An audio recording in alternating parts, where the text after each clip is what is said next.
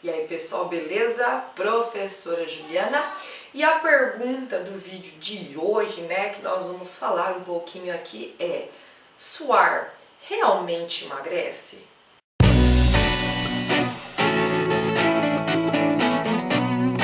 Então, antes da gente entender esse questionamento, né, responder sim ou não, nós precisamos pensar na função do suor. Então, pensando em nós, né, como mamíferos, os mamíferos têm glândulas acessórias no seu corpo que ajudam em várias funções que a gente não encontrava até então nos outros grupos, como as aves, os répteis, né, os anfíbios. Nós temos então a presença de glândulas sudoríparas, entre outras, né, glândulas sebáceas e tudo mais. E essas glândulas sudoríparas, elas vão liberar suor, que na verdade é uma composição de água e sais minerais. E qual que é a função principal do suor? Seria então de regular a temperatura corporal. O suor então ele faz a termorregulação, certo? Então quando você, por exemplo, pratica uma atividade física e você sua, e é você sua, não é você soa, tá? Não é português aqui a aula, né? Mas quando a gente sua, porque quem soa é o sino na igreja, né? Quando você sua é porque o teu corpo está tentando, né, e conseguindo nesse ponto regular a temperatura do teu corpo, porque talvez você esteja superaquecido, certo?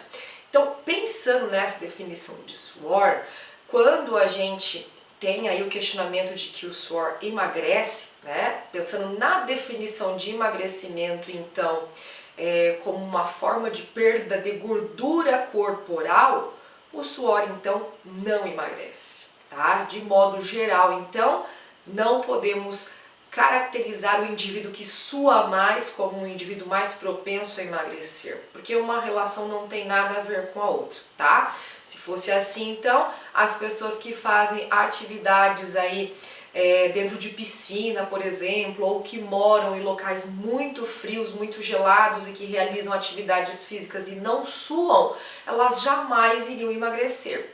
E a gente sabe que a natação é uma atividade de gasto calórico bacana, né? Muito interessante para emagrecimento. E também quando a gente pensa nessa pessoa que está vivendo numa região muito fria, ela tem um gasto calórico corporal para manter a temperatura adequada, né? Já que o clima é muito abaixo da temperatura corporal dessa pessoa, ela acaba utilizando do metabolismo sim para manter ela aquecida. E mesmo sem suar, ela tem condições de emagrecer, certo? Então, o que define o fato da gente emagrecer e emagrecer como uma perda de gordura vai ser então o déficit calórico, né? O que seria esse déficit?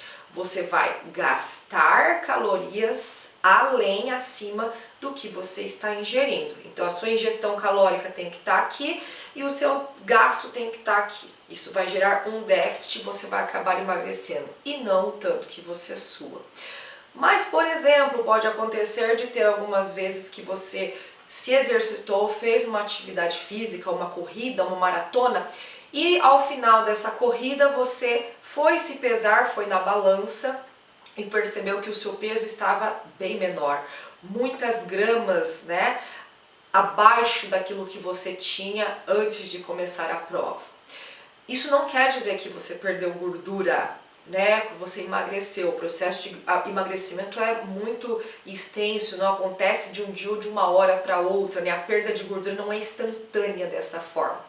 Então, o que pode e que provavelmente aconteceu é a perda de água que você teve suando no meio dessa prova, né, no meio dessa competição.